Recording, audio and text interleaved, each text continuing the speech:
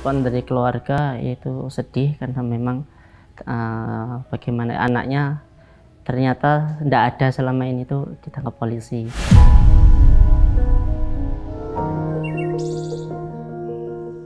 Untuk peran BNPT untuk bantuannya, jadi salah satu usaha saya yaitu pulsa, memang itu salah satu bantuan dari BNPT, dan alhamdulillah sampai sekarang usaha tersebut berjalan.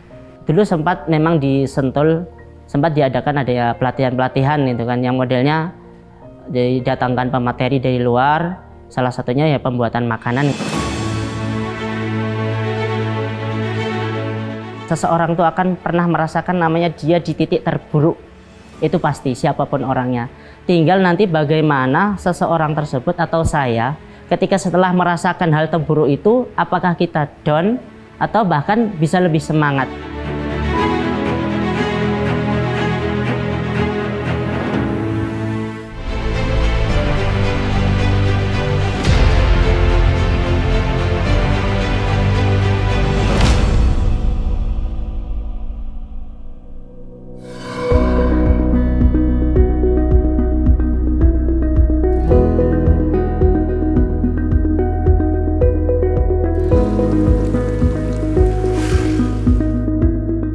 Assalamualaikum warahmatullahi wabarakatuh. Nama saya Murabit Al-Muharik. Asal saya dari Boyolali. Kasus saya deportasi dari Turki, vonis 3 tahun. Lapas terakhir, lapas khusus Sentul Bogor. Respon dari keluarga itu sedih karena memang bagaimana anaknya ternyata tidak ada selama ini tuh ditangkap polisi. Karena memang beberapa bulan tidak ada kabar, hampir mungkin sekitar 7 bulan, karena memang itu ada di Kemensos dan itu tidak ada kabar untuk keluarga, dan keluarga tidak tahu sama sekali. Ternyata setelah tahu kabar sudah ada di kantor polisi. Respon keluarga sangat sedih. Di sisi lain juga tetap mensupport untuk terus semangat. Untuk peran BNPT untuk bantuannya, jadi salah satu usaha saya yaitu pulsa, memang itu salah satu bantuan dari BNPT, dan alhamdulillah sampai sekarang usaha tersebut berjalan. Juga jualan somai meskipun beberapa waktu ini berhenti karena memang kondisi istri saya yang memang harus pemulihan. Untuk mempromosikannya, yang pertama saya pasti mengandalkan sosmed, karena memang sekarang kan semuanya serba digital, maka saya memanfaatkan diantaranya status WA, terus nanti di Facebook dan sebagainya.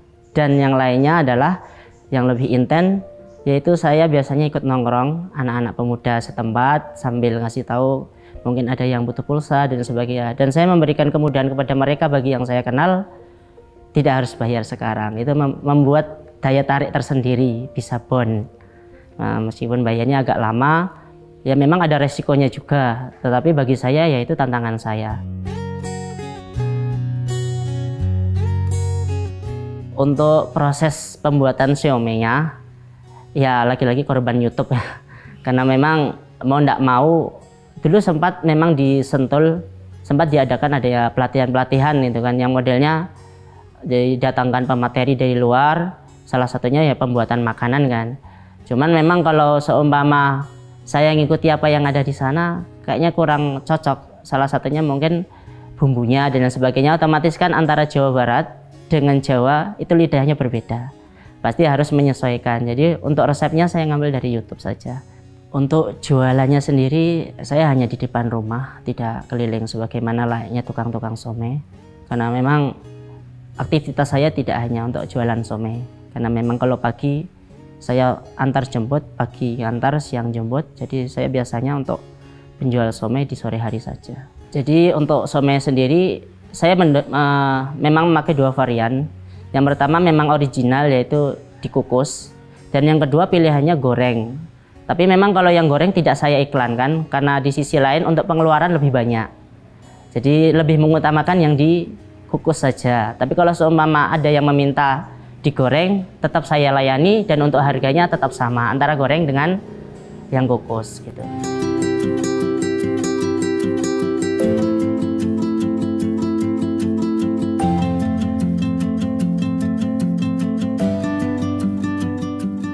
selain siomay dan pulsa, terkadang saya juga kulaan madu dan nanti saya jual kembali. Jadi madunya bukan produk saya sendiri, produk orang lain. Saya hanya kulaan dan nanti untuk pemasaran madunya itu sendiri saya door to door, saya titipkan ke rumah-rumah, ke warung-warung.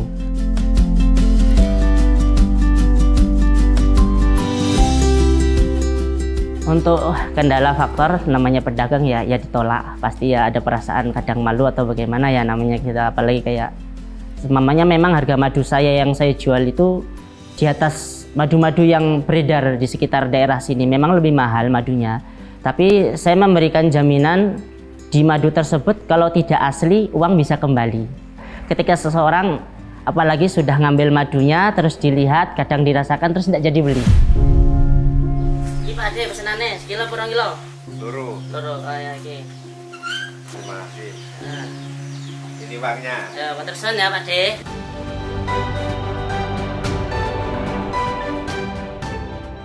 Seseorang tuh akan pernah merasakan namanya dia di titik terburuk. Itu pasti siapapun orangnya. Tinggal nanti bagaimana seseorang tersebut atau saya ketika setelah merasakan hal terburuk itu, apakah kita down atau bahkan bisa lebih semangat.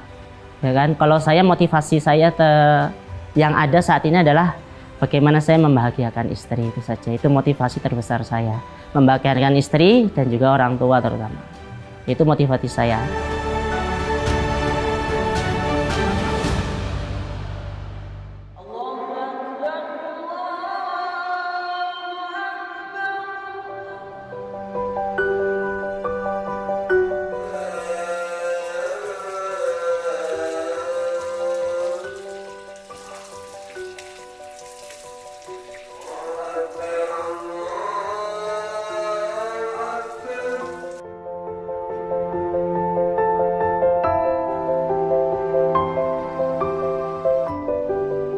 Harapannya untuk pemerintah lebih lagi memperhatikan teman-teman terutama yang terkena kasus teroris, karena memang napi teroris kalau sudah di luar tuh banyak yang mungkin kurang menghargai ya. Jadi harapan kami dari pemerintah lebih mengedepankan dan juga mungkin bisa dibantu, karena mungkin tidak semua napiter yang sekarang ada di luar sudah bebas memiliki usaha.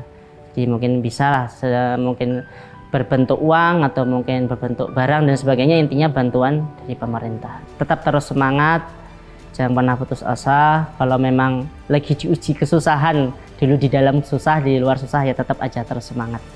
Insya Allah kalau sudah ada jalan rezeki pasti datang kok.